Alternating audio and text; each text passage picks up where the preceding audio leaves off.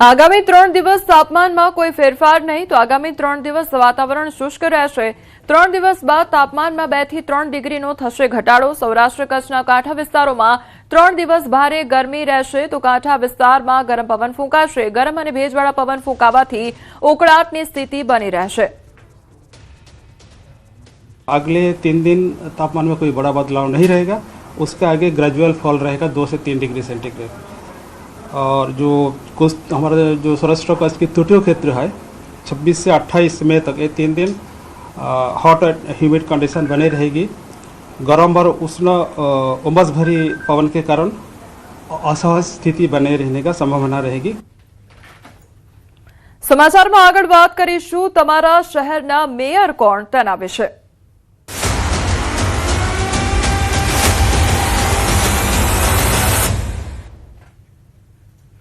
8 મનપાના પદાધિકારીઓની જાહેરાત કરવામાં આવી છે ત્યારે મેયર ડેપ્યુટી મેયર સહિતની જાહેરાત કરવામાં આવી છે।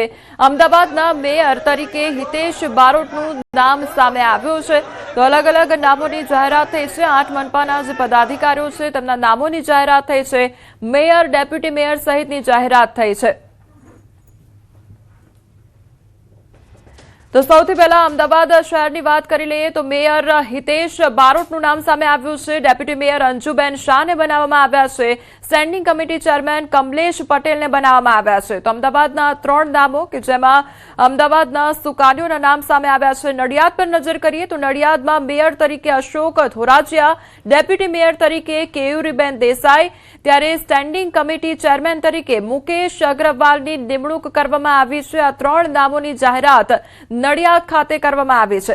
અલગ અલગ જે મનપાના સુકાનીઓ છે તેમના નામ સામે આવ્યા છે। ત્યારે હવે જામનગર પર નજર કરીએ તો જામનગરમાં મેયર તરીકે મોનિકા વ્યાસનું નામ સામે આવ્યું છે। ડેપ્યુટી મેયર તરીકે રાકેશ ડેરના નામની જાહેરાત થઈ છે। સ્ટેન્ડિંગ કમિટી ચેરમેન તરીકે ધીરેન મોનાણીના નામની જાહેરાત થઈ છે। તો જામનગરના 3 નામો સામે આવ્યા છે કે જેમના હાથમાં જામનગરની સુકાન સોંપવામાં આવી છે। અને હવે નજર કરીએ નડિયાદ પર। નડિયાદમાં મેયર કોણ તો મેયર મનીષ પટેલ છે। ત્યારબાદ ડેપ્યુટી મેયર તરીકે કલ્પેશ રાવળનું નામ સામે આવ્યું છે। સ્ટેન્ડિંગ કમિટી ચેરમેન તરીકે પરાગ બ્રહ્મભટ્ટનું નામ સામે આવ્યું છે। આ 3 નામોની જાહેરાત નડિયાદ ખાતે કરવામાં આવી છે। નડિયાદને મેયર મળ્યા છે મનીષ પટેલ મળ્યા છે। આ સાથે ડેપ્યુટી મેયર તરીકે કલ્પેશ રાવળનું નામ સામે આવ્યું છે। ત્યારે આ 3 નામોની જાહેરાત કરવામાં આવી છે। અલગ અલગ મનપાના જે સુકાનીઓ છે તેમના નામની આજે જાહેરાત થઈ છે। પોરબંદર પર હવે નજર કરીએ। પોરબંદરમાં મેયર કોણ તો સાગર મોદીનું નામ સામે આવ્યું છે।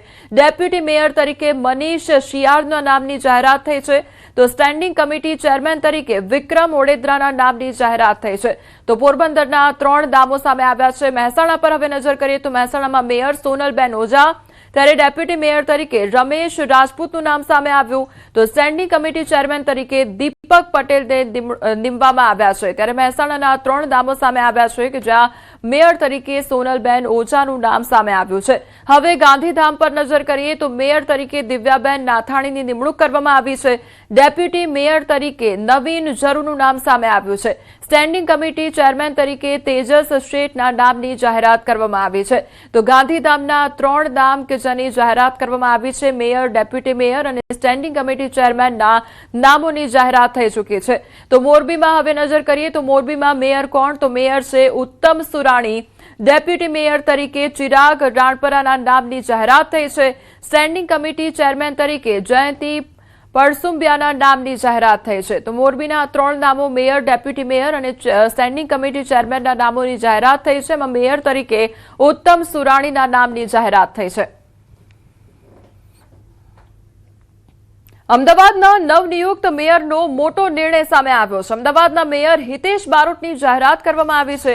મેયરને મળતી સુવિધાઓ હું નહીં લઉં તે પ્રકારની જાહેરાત તેમના દ્વારા કરવામાં આવી છે। મેયરની ગાડી હું નહીં વાપરું તેવું તેમના દ્વારા કહેવામાં આવ્યું છે। તો હું મેયર બંગલામાં રહેવા નહીં જાઉં તેવી પણ જાહેરાત કરવામાં આવી છે। પ્રોટોકોલ મુજબ જરૂર પડશે તો જ ગાડીનો ઉપયોગ કરીશ। મેયરને મળતા કોઈ પણ પ્રકારના વાઉચર પણ સ્વીકારીશ નહીં તેવી વાત પણ તેમના દ્વારા કરવામાં આવી છે। આવનાર દિવસમાં મેયર તરીકેની જે સવલતો મળવાની છે અહીંયા પ્રજા સમક્ષ રહેવા સિવાય, પ્રજાના ચા પાણી સિવાય અમદાવાદ શહેરનું મારા માટે કોર્પોરેશનની જે કોઈ સુવિધા મળે છે એ મારા માટે કોઈ કામની નથી.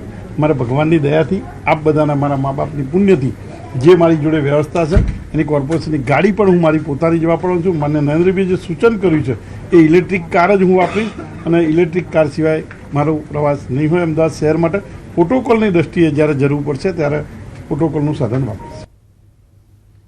દિયોદર તાલુકા પંચાયતની સામાન્ય સભા પૂર્વે બનાસકાંઠામાં રાજકારણ ગરમાયું છે. ચૂંટણી અધિકારી તરીકે ડેપ્યુટી કલેક્ટર ડીએન કાછડની નિમણૂક સામે કોંગ્રેસે સખત વિરોધ નોંધાવ્યો છે. તો કોંગ્રેસનો આક્ષેપ છે કે ડીએન કાછડ પક્ષપાતી વલણ ધરાવે છે અને તેમના હેઠળ નિષ્પક્ષ નિર્ણય શક્ય નથી. નોંધનીય છે કે ગત 25 મેના રોજ ડીએન કાછડે કોંગ્રેસ કાર્યકરો સામે એફઆઈઆર નોંધાવી હતી. જિલ્લા કોંગ્રેસ પ્રમુખ ગુલાબસિંહ તેમજ ગેનીબેન ઠાકોર સહિત કોંગ્રેસના આગેવાનોએ કલેક્ટરને લેખિત રજૂઆત કરીને સામાન્ય સભા માટે અન્ય અધિકારીની નિમણૂક કરવાની માંગ કરી છે.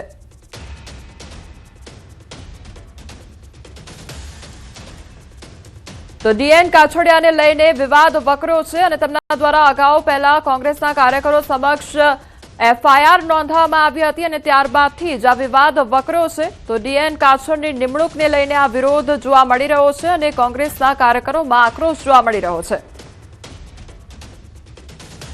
પેટા ચૂંટણીમાં વિજેતા બન્યા બાદ ઉમરેઠ વિધાનસભા બેઠકના ધારાસભ્ય હર્ષદ પરમારે ગાંધીનગર વિધાનસભા ખાતે વિધિવત રીતે શપથ ગ્રહણ કર્યા છે.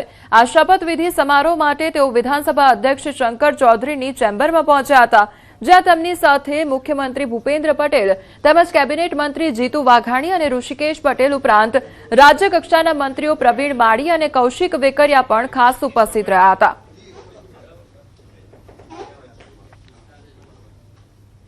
કુખ્યાત આરોપી ધમા બારડ સામે અમદાવાદ ક્રાઇમ બ્રાન્ચે વધુ એક ફરિયાદ નોંધી. ધમા બારડે ક્રાઇમ બ્રાન્ચના પોલીસ અધિકારીની પિસ્ટલ ઝૂંટવાનો પ્રયાસ કરી ઝપાઝપી કર્યાનો આરોપ લગાવવામાં આવ્યો છે.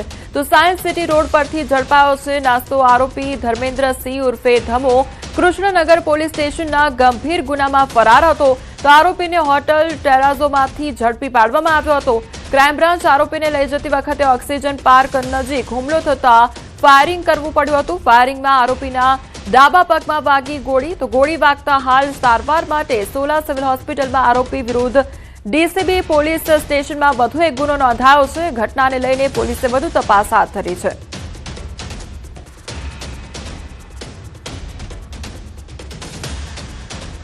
સમાચારમાં આગળ વાત કરીશું સિંહ પર રોગનો ખતરો તેના વિશે.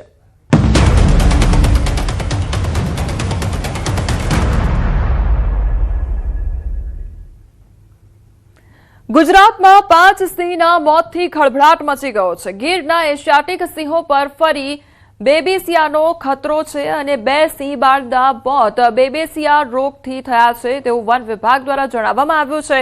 તો બાળ સિંહમાં રોગ પ્રતિકારક શક્તિ ઓછી હોવાથી અસર થઈ છે, ત્યારે 2 સિંહ બાળના મોત જુદા જુદા વિસ્તારમાં થયાનો દાવો છે. એક સિંહ બાળનું મોત ઇનફાઇટમાં થયાનો દાવો કરવામાં આવી રહ્યો છે.